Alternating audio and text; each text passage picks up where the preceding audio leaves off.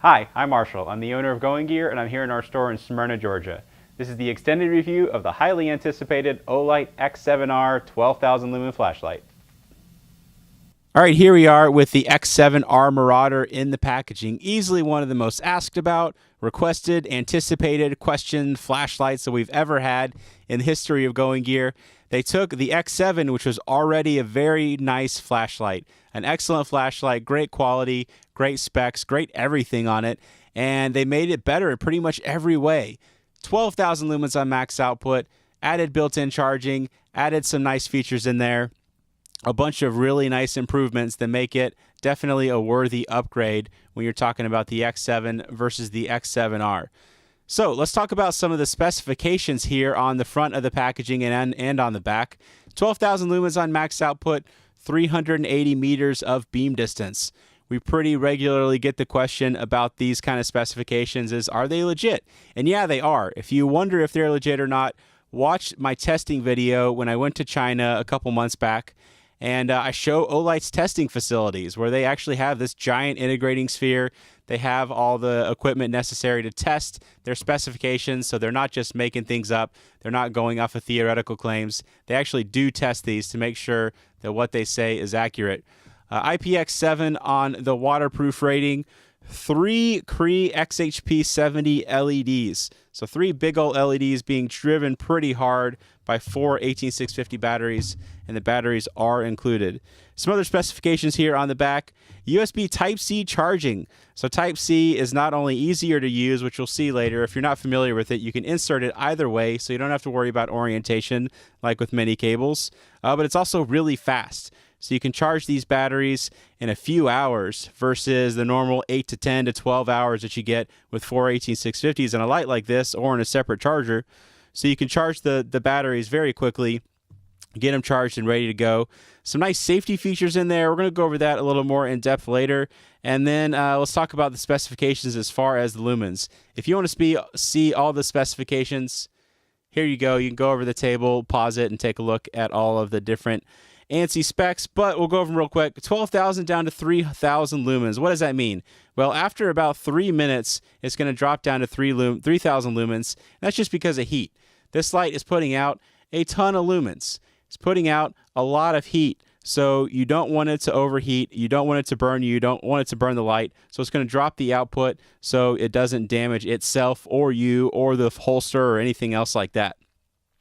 Very, very typical for lights like this. Very, very typical for pretty much every light that we sell, no matter the size, no matter the output, is they will drop the output just because of heat. Then on turbo, you get the same thing, 7,000 down to 3,000, 3,000 on high, 1,000 on medium, 500 on low. Night light is 10 lumens, but it'll run for a whopping 30 days. So you get crazy battery life on that. And then some other specs, you get 1 meter of impact rating. So basically you hold it out, drop it. It should be okay. We already talked about 380 meters, LEDs, and then you got the weight and all that kind of stuff. Again, if you want to see the specs in depth, take a look at that ANSI table, or we have more information on our site, goinggear.com. So let's open it up. Here it is in the packaging. So I've already been messing with this light. I've actually already shot the outdoor portion of this video before I did this part. So I've already been messing with the light. So yours will come a little more neatly packaged without the packaging being dented and banged up and messed with like this one is, because I've already messed with this one. So it comes with a film over the lens. This one does not have it on it because I've already been using it. We'll put the flashlight to the side, nothing else down in there, but you have some other stuff here in the box. Have an instruction manual, a bunch of really good information in there, so definitely take a look at that. You've got the holster. Olight does a great job on their holsters. You have a lanyard, pretty cool lanyard. Look at that. They got some paracord weaving going on in there. And then you have that, and then you have the attachment points. And I'll show you how to attach that in just a little bit. USB Type-C cable, so there's no orientation on this, so you can insert it either way, but I'll show you that also here in just a little bit. And then instead of just making you plug it into your existing adapter or into your laptop or car or wherever else, they give you a wall adapter, so that's cool. So they actually have a wall adapter that is not just a simple wall adapter that delivers 500 milliamps. This thing can deliver 4 amps. So this thing can deliver the appropriate amount of amperage to properly charge this light in a very quick manner. And that's it. That's all you got that's in there. So we are going to put the box to the side, and we'll show you the holster real quick. So here's the holster. Pretty typical for an Olight holster. Like I said, they do a nice job on their holster. You can see it expands out quite a bit. Looked pretty small when I first pulled it out. But it definitely protects the light well. It protects it pretty much all the way around. You got this hook and loop over the front. You got this hook and loop attachment point on the back. Look at that. You got a little blue accent stitching. I didn't notice that before. You got some points in there where you can slide it onto your packer belt, and then the plastic D-ring. So pretty typical, but I've actually been using this a decent amount lately, and it does a good job of protecting and holding the light, which is pretty much all you want it to do. And actually, there's also a nice soft fabric on the interior just to help keep it from scuffing the light. So that's nice of them. User manual. Take a look at it. A bunch of good information in there. The lanyard, if you want to attach it to the flashlight, you've got this lanyard attachment point on here. That is a pretty cool little feature. So if you don't want to attach a lanyard, you don't have to do that. But if you do, you've got this pop-up lanyard attachment point. So that pops up, and then you can thread it through, loop it through itself if you want to use the lanyard. And you can see you've got all this extra cordage. If you want to have a longer or shorter length, you can adjust that as necessary. But that's where you attach it. And if you don't want to use it, I don't use lanyards myself. Pop it back down, and it is out of the way, and you don't have to worry about it. You also got the nice blue accent color on there. So pretty cool lanyard attachment feature on there. That was one of the big requests or questions we got about the X7, is that it did not have a way to attach a lanyard very well other than just looping it around the flashlight. So they took that into consideration and gave you that lanyard attachment point. All right, so I got a little more involved than intended in the beginning of the video about a lanyard thing. So let's talk about the rest of the flashlight and kind of turn it around and show you the different parts. So pretty cool styling on this. I like the designs, the kind of aesthetic that Olight has on their flashlights. Nice and clean relative to a lot of other models on the market, but still enough machining and enough surface area in there to help dissipate heat and give you a good grip at the same time. So they got these fins up here because 12,000 lumens, this light's going to get relatively hot. It's going to get warm. It does have thermal management in there to help protect the light and you, but it's going to get kind of warm, so you want as much surface area as possible to help just dissipate that heat and let it stay on the max output for longer, because that's how you're going to get it to stay on the max output for longer, is have it be cooler for a longer period. So lanyard point, there is your switch. Nice, satisfying, clicky feel to it. You also have that blue PVD accent ring around the switch. Same on the bezel. So you got stainless steel bezel, and then you have that blue accent ring around it. 3 Cree XHP 70 LEDs. Big ol' LEDs down in there, relatively small and shallow reflectors compared to the size of the LED. So this is going to be a very floody light.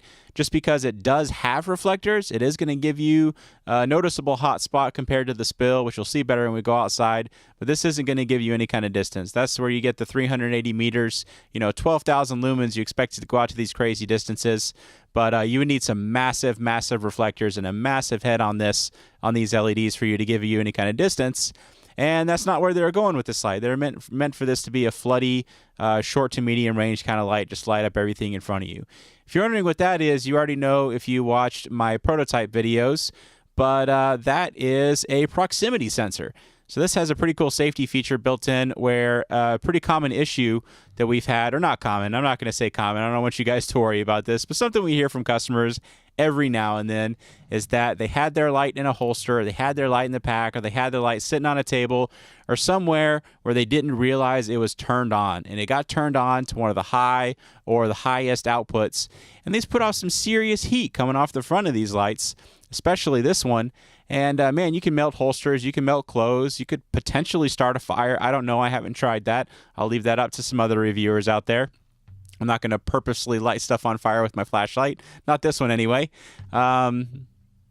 Maybe a future video. Now that I say that, I kind of want to do that. So so maybe in the future we'll try to light some stuff on fire with flashlights. But you can't do it with this one, because that proximity sensor, when it senses things are close to the front, it's going to drop the output dramatically just to keep things from getting too hot.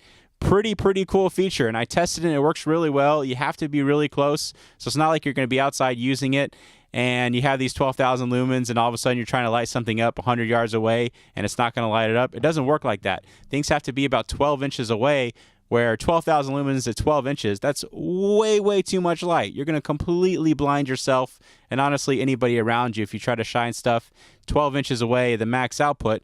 So it's going to drop it at those kind of distances. And that's also something I'll show you better here in just a little bit. But a really cool feature, really cool safety feature they have on there.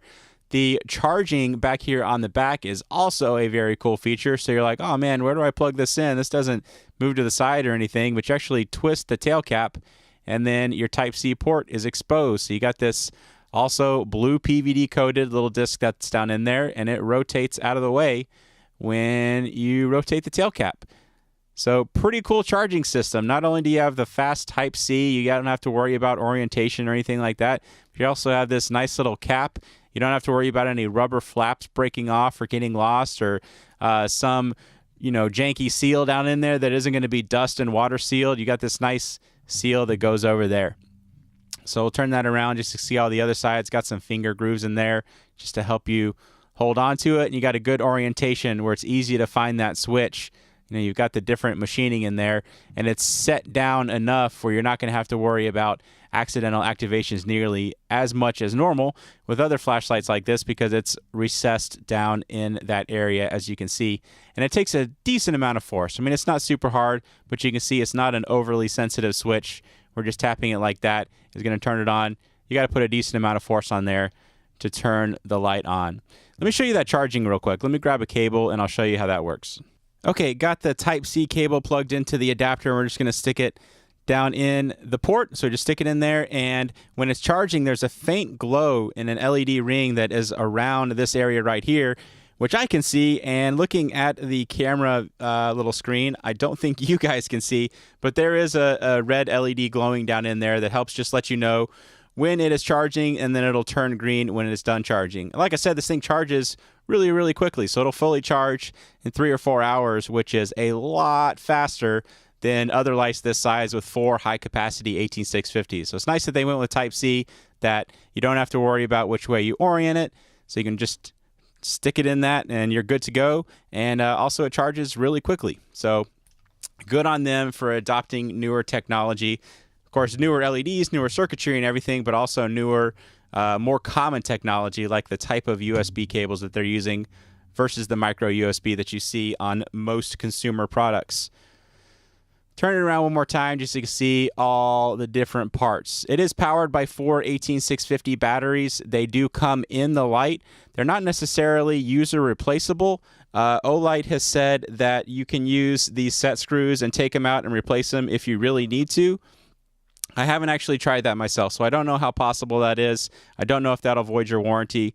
So stay tuned on that one. I'll try to update the description of the video once I find out some more information about actually taking these batteries apart, what it does to the warranty, how easy they are to replace, and all that. But since I want this light to continue functioning for the review, I'm not going to do that right now. So let's talk about the interface. Interface is the same as you saw on the X7, really similar to the Baton series and a lot of the other lights they've had in the past. Very cool interface, one that I like a lot. So you hit that switch, it will turn the light on. Press and hold while it's on. It will cycle through your low, your medium, and your high.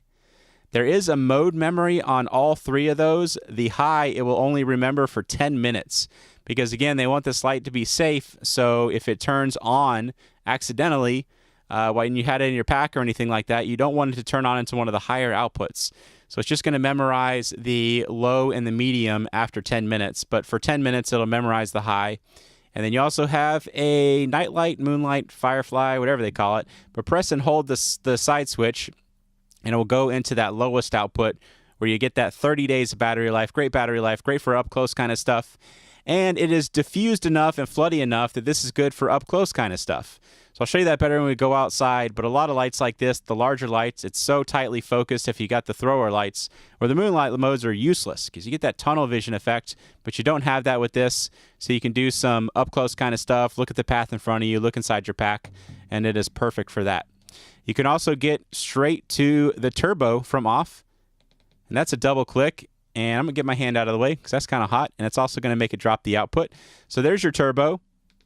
One more double click, and there is your Turbo S. So you've got the Turbo and then the Turbo S. 2 double clicks will do that. And if you're wondering how the proximity sensor works, you basically put an object in front of it like your hand. Sure do feel it getting warm. And then after a few seconds, it's going to notice and it's going to drop the output. So man, that's awfully cool. And then I remove my hand and you can see it instantly goes back up. So we've had a lot of people say, man, I don't really like that. I don't really want a light babysitting me. But trust me, you want this. This is a good thing. It's not going to accidentally come on. It's not going to get on. It's not going to come on when you don't want it to. It's going to be a safety feature that is very, very useful. It's not babysitting you. It's something that's going to come in handy in situations where you need it to. So you can see how quickly and easily it comes on and off. And I'm going to put my hand about 18 inches away and kind of slowly get it closer. So at about 12 inches is where it kicks in. And then I pull it back just a little bit and you can see the light kicks right back on. So it's really only when you're going to have stuff super close to that proximity sensor is when it's going to kick on. I think it's a very useful feature. Maybe you disagree with me, but personally, I think it's a super useful feature. It's a great safety feature. It's not something that's going to accidentally get in the way. And I can barely feel any heat coming off the front of this. So it accidentally turns on in your pack. You don't use the lockout. You are good to go. Let me show you the lockout feature. So you have a lockout feature as well. So just to have that extra safety measure, you press and hold that side switch. Put my finger in front of there. The moonlight's going to turn on and it's going to turn back off. And then it's going to flash. And then you can see when you hit the side switch, you just get that moonlight flash and that's it. Another thing that will also do is there is an LED indicator underneath here that shows you the status of the batteries. And it also gives you kind of a little indicator of where the light is. So if you happen to drop it in the dark, you'll have this glow green, which is not currently illuminated because it's locked out. So the lockout will also turn that off. Not that it drains a lot of power out of there. I mean, there's a tiny itty bitty amount of power that this is drawing. It's still going to last for a long time when you're not using it. But if you have it in your pack, if you're doing long-term storage, it's definitely a good idea to use that electronic lockout and then press and hold and it will flash again and it'll be back out of that electronic lockout. And then you have that battery indicator or that location indicator underneath the LED, which again, looking at the screen, I totally can barely see. You can sort of see it flashing. Let's zoom in and see if you guys can see that a little bit better. There we go. Okay, hang on. All right, got all my lights turned off. Got the sensitivity bumped way up just so you can see that light glowing on the side. And it's not very helpful if I put my finger over it, then you can't see it. Trying to point at it in the dark. But it has an indicator on there, so it's going to flash when the light is not being used, and it's going to give you an idea of the batteries. So it will be flashing like that when the batteries are good to go. It'll start flashing red when they get low. Then, of course, it will not turn on when you have it in storage, so when you have it in lockout or when you have it completely drained. So if the batteries are dead, it won't turn on. And something that's also interesting is I'm going to let it sit here for just a second, is that is actually powered by a motion sensor. So you can see that it eventually turns off, and then I'm going to shake it, and it turns back on. So if you're worried about that draining your batteries over time, that's not really an issue. It's only going to do it when you've been using the light, which is kind of cool. And then just to show you the indicator on the back, I also have the cable plugged back in. So now you can see the red LED indicator around the charging, so it'll give you the status of the charging. Let's turn the lights back on. So now that I've done that, I realize that the side indicator is maybe not so super useful if you happen to drop your light and can't find it because it's motion activated. I guess just shuffle your feet around and hope you kick it so that'll turn on. But it's cool to have a built-in battery indicator and a built-in little motion sensor kind of thing. Kind of neat. Okay, let me show you this compared to the X7. So that's another question we get a lot is it a worthy upgrade? And I absolutely think it is. The biggest reason is that built-in charging, comes with the batteries. By the time you buy 4 high-quality batteries, you're getting pretty close to the price of an X7R. When you talk about the X7, you also get some nice features. You got the indicators and everything. Then you have the higher output, which is, of course, awesome. And then you have that proximity sensor. You got the built-in lanyard attachment and then some different styling, although they are physically very, very similar lights. Obviously a little bit different machining on them, but I think the added features and obviously the added performance that they did on the X7R, just personally saying that, not just as the person that's trying to sell these to you, because I'm absolutely that guy. You should take everything I say with a grain of salt. But me personally, as a flashlight enthusiast, I really like the X7R, and I think it's definitely a worthy upgrade compared to the X7. So that'll show you, give you an idea of the physical differences in addition to the feature differences between the X7 and the X7R. And I'm going to take both of them when we go outside just so you can see them side by side. And I'll go ahead and tell you that 9,000 to 12,000 lumens, the way our eyes see output and brightness of flashlights, we're not really going to notice a huge difference. So it's really the features that set this apart from the X7. One last feature that you have in the interface is strobe, and you get to it the same way you get to it with most Olight side switch lights is triple click, and you'll go right into strobe. And something that's kind of interesting is you can just keep on clicking and click a whole bunch of times, and when you stop, that's when it goes into strobe. So basically, more than 2 clicks very quickly, and you will get into strobe. And you can do that while it is on as well. So if we do the triple click while it's on, it will also go into strobe. It will not memorize that. So it'll only memorize the low, medium, and high. It will not memorize the turbo, turbo S, or strobe. So real quick on the interface, tap that side switch, turns the light on, press and hold. It'll cycle through your low, your medium, and your high. Press and hold from off. It'll go straight into the nightlight mode. And actually looking at it, it looks like it memorizes that as well. So add that to the low, medium, and high. It'll also memorize the lowest output.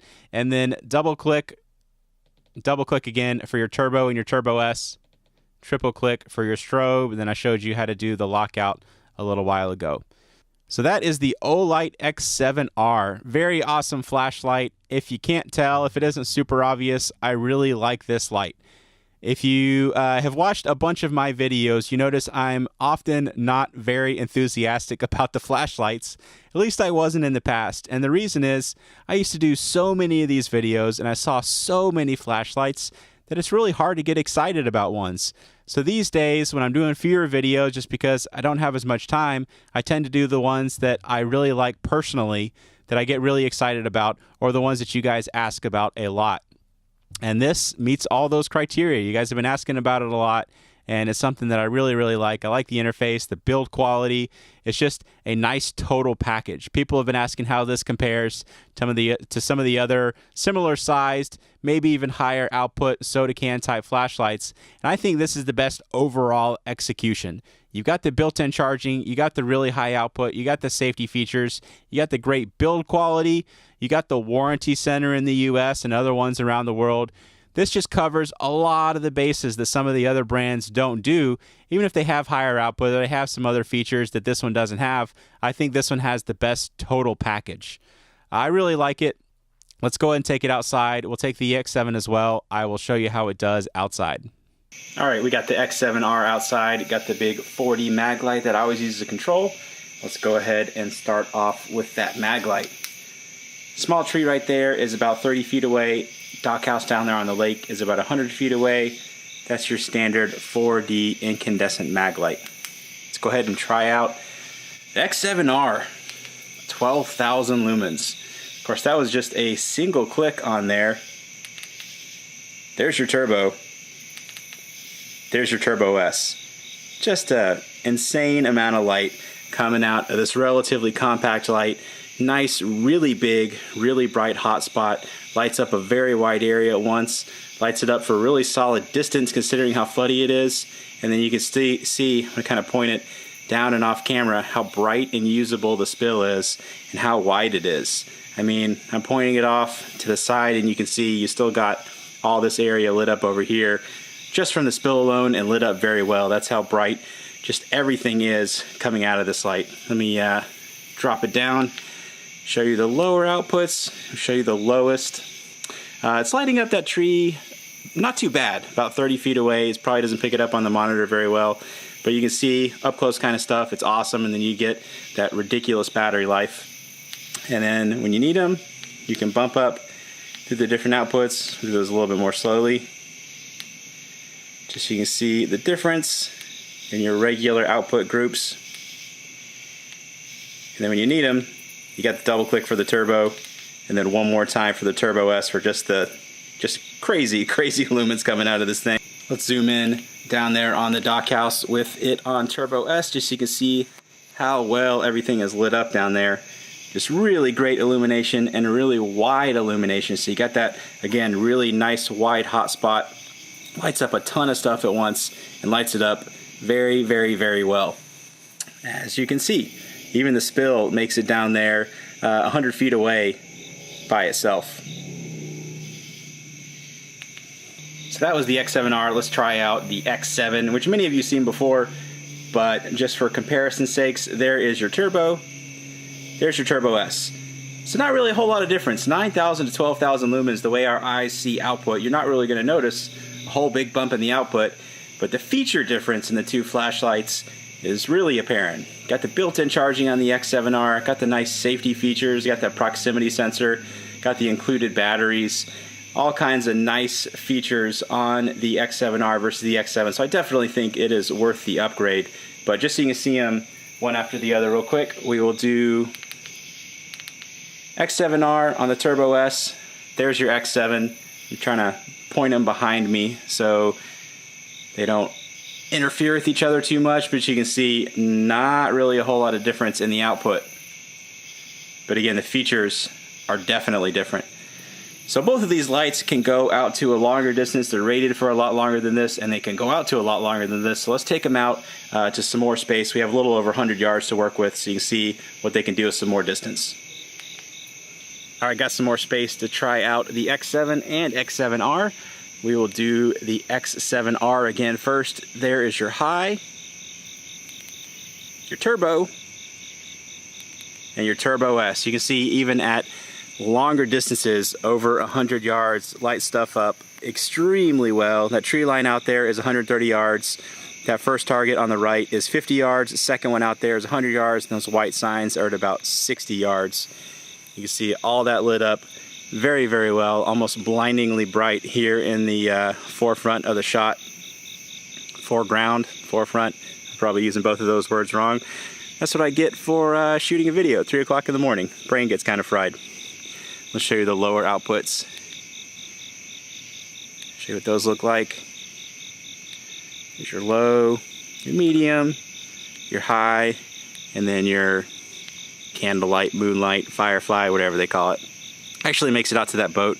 It's over there on the right pretty well. I don't know how it shows up on camera, but in person I can see it pretty well. I always try to get these settings on the camera as close to what my eyes actually see, but it's not always exact, especially when you go through the different outputs. But it's pretty darn close. There's your Turbo O and your Turbo S again. Let me show you the X7 now.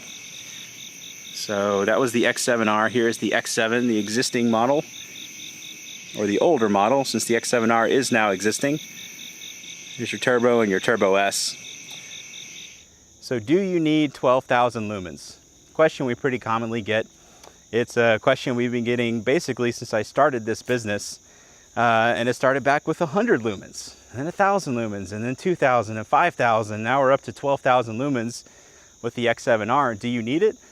No, you don't need it. You can get away with a lot less, but just like having air conditioning in your car, or a nice house, or a good engine on your vehicle, or anything else that makes what you have better and more useful, it's nice to have. Like, it's very nice to have this amount of light when you need it. You're out walking your dog, or you're a police officer, or you're doing construction. Having a portable light that you can easily carry around, and when you need it, bump up that output, and then bump it up again to 12,000 lumens, I find super useful. And I think a lot of other people do as well. And a lot of people dismiss the idea because they think, hey, 12,000 lumens, that's a lot. And yeah, if you're talking about lighting up your bedroom, that probably is too much light. But if you're talking about lighting up your entire property or an abandoned warehouse or something like that, then it's not really too much light. As you can see, 12,000 lumens holding out in front of me. I don't really have any hot spots. I don't have any reflections blinding me back. It's a very floody light. just putting out a whole bunch of lumens in front of me is super useful. You're walking around and you want to hear, or you hear something going on, you want to see what's going on out there. A light like this helps you very easily do it. So how does this compare to other lights on the market? That's another question we get. You know, they have this compact light, their EDC light, and they want to know how 12,000 lumens is going to compare to something like that. So what I have here is the Olight X7R, one of our most popular lights that we've ever had. Still highly recommend it, built-in charging, awesome light. 900 lumens on max output. Let's shine that around. Obviously you can see the difference. Gave you a little bit of a spoiler, and then dropping it down to the lower outputs, you can see what a lower output light would give you, and even lower. We'll kind of cycle through them just so you can see.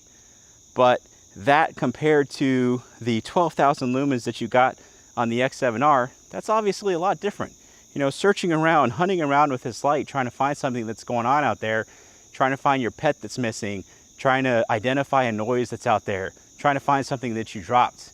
That versus pulling out a light like the X7R obviously is going to make a really big difference. And do you have to have it? No, you don't have to have it, but is it useful? Yeah, absolutely, I think so. Hopefully this gives you a better illustration of the difference between a light like this, a big floody high lumen monster, and just your average EDC kind of light. You know, one of our most popular lights, the S1R. Again, I still recommend it. Makes an awesome, awesome pocket light. One of the lights I recommend for anybody, but if you want the high output, you really can't beat the X7R. Great execution of this kind of genre of flashlights, the soda can floody monsters. I really like the total package in it. You got the built-in charging, included batteries, great interface, you got the safety features, you got the thermal management, just a lot going on in this light. And again, still, you have those lower outputs that are still very, very useful. So when you want the lower outputs, you can drop it down to them, get better battery life. Don't have to worry about any kind of heat or anything like that. But even still, you've seen how long I've been rambling on, and the light is definitely warming up while it was running on turbo, but not so hot that I can't hold it. Your hand actually acts as a pretty decent heat sink if you hold it up by the fins. So it's not so hot that it gets uncomfortable. And honestly, the light's going to protect itself before it gets to that level anyway. So again, hopefully that gives you a good idea of what you can do with a light like this. If you find it useful, you can buy it from me at goinggear.com. You can also buy the X7 from me. You can buy the S1R. Pretty much any other light I've ever shown you, assuming we still have them in stock. You can get it from me, goinggear.com. As always, get going and start something. Thanks for watching.